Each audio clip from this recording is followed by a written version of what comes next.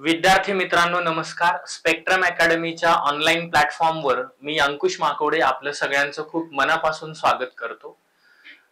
शिक्षक होण्याचं स्वप्न उराशी बाळगणाऱ्या सर्व भावी शिक्षकांसाठी हा अत्यंत महत्त्वाचा व्हिडिओ आहे.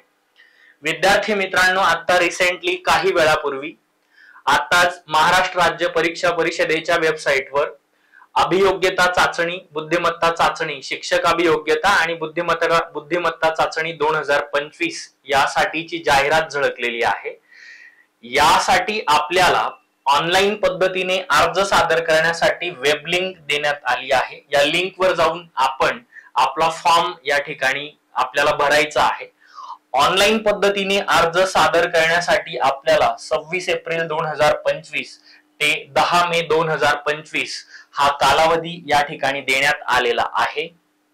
त्यानंतर बघा विद्यार्थी मित्रांनो, ऑनलाईन पद्धतीने विहित परीक्षा शुल्क भरण्याकरिताचा जो अंतिम दिनांक आहे तो 10 मे 2025 रात्री 23:59 पर्यंत उपलब्ध असणार आहे.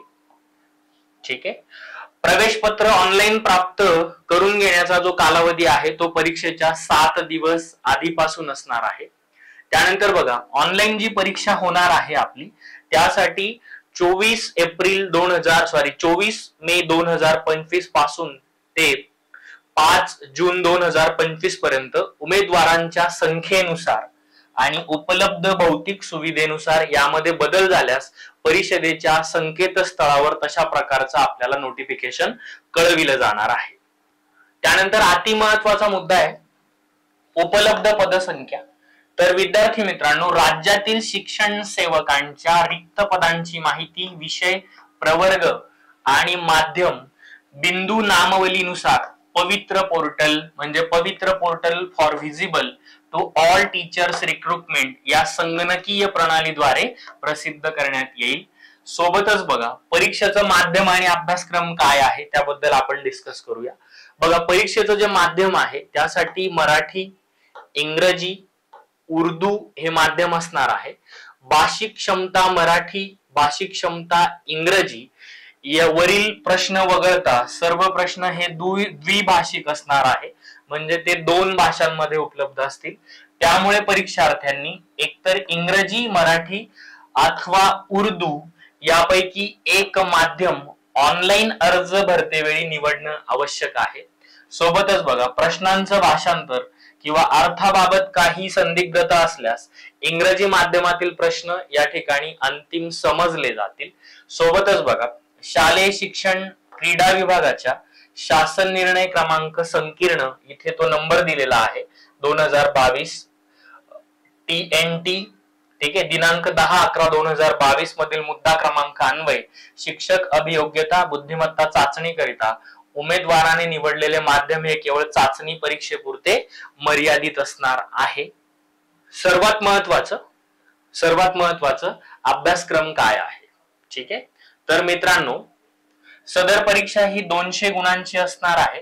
परीक्षेसाठी निवडलेले 2 घटक त्या ठिकाणी खूप महत्वपूर्ण आहे, ज्याच्यामध्ये सगळ्यात पहिला घटक आहे अभियोग्यता. ओके, ज्यासाठी एकूण गुण असणार आहे 120 आणि प्रश्न संख्या पण असणार आहे 120 आणि त्याला शेकडा प्रमाण असणार आहे, म्हणजे वेटेज असणार आहे 60%.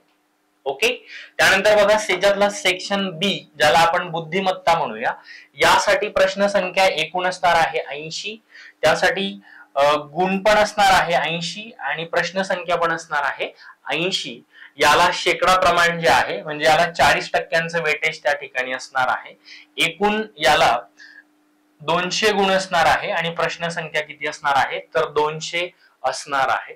विद्यार्थी मित्रांनो, अभियोग्यता या घटका अंतर्गत सर्वसाधारणपणे गणितीय क्षमता, ओके, त्यानंतर वेग, अचूकता, भाषिक क्षमता त्याच्यामध्ये इंग्रजी, भाषिक क्षमता दुसरी भाषा म्हणजे मराठी, अवकाशीय क्षमता, कल आवड, समायोजन, व्यक्तिमत्व इत्यादी घटक उपघटक त्या ठिकाणी असणार आहे अभियोग्यतेमध्ये.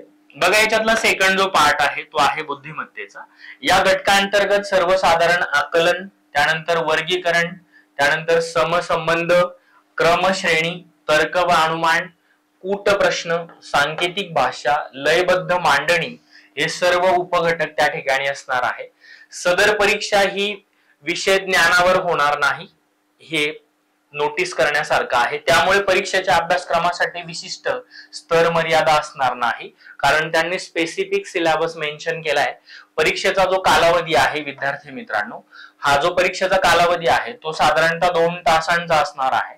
म्हणजे तुम्हाला 120 मिनिटांचा वेळ त्या ठिकाणी तुम्हाला उपलब्ध असणार आहे. 200 गुणांसाठी 120 मिनिटं तुम्हाला दिली जाणार आहेत, असं आपल्याला लक्षात येतं. ठीक आहे. सोबतच बघा, उमेदवाराची पात्रता म्हणजे यासाठी फॉर्म भरण्यासाठी उमेदवाराची पात्रता काय आहे ती बघा. उमेदवाराची जी पात्रता आहे त्याच्यामध्ये तो भारतीय नागरिक असावा, पहिली अट आहे. ओके. त्यानंतर बघा, वयोमर्यादेबाबत किमान वयोमर्यादा 18 वर्ष, शासन वेळोवेळी शासन निर्णयाद्वारे विहित करेल अशी वयोमर्यादा शिक्षण सेवकांना शिक्षकांना लागू होईल. ठीक आहे. त्यानंतर शैक्षणिक, व्यावसायिक आणि इतर अर्हता त्यांनी त्या ठिकाणी समाविष्ट केलेली आहे, ज्याच्यामध्ये शालेय शिक्षण आणि क्रीडा विभाग यांचा समावेश आहे. या आदेशानुसार अर्हता प्राप्त उमेदवार सदर परीक्षेसाठी अर्ज करण्यास त्या ठिकाणी पात्र असणार आहे. स्पष्ट म्हटलंय की वयोमर्यादेबाबत किमान वयोमर्यादा ही किमान किती असायला पाहिजे, तर ती 18 त्या ठिकाणी असायला पाहिजे, असं नमूद करण्यात आलेलं आहे. विद्यार्थी मित्रांनो, या संदर्भात आपल्या स्पेक्ट्रम अकॅडमीच्या ऑनलाईन प्लॅटफॉर्मवर रेग्युलर बॅच सुरू होत आहे. यासाठी तुम्हाला या एकूणच संपूर्ण परीक्षेच्या दृष्टिकोनातून तुम्हाला मार्गदर्शन केलं जाणार आहे. याच्यामध्ये तुम्हाला महाराष्ट्रातील अतिशय तज्ञ प्राध्यापक शिकवणार आहेत.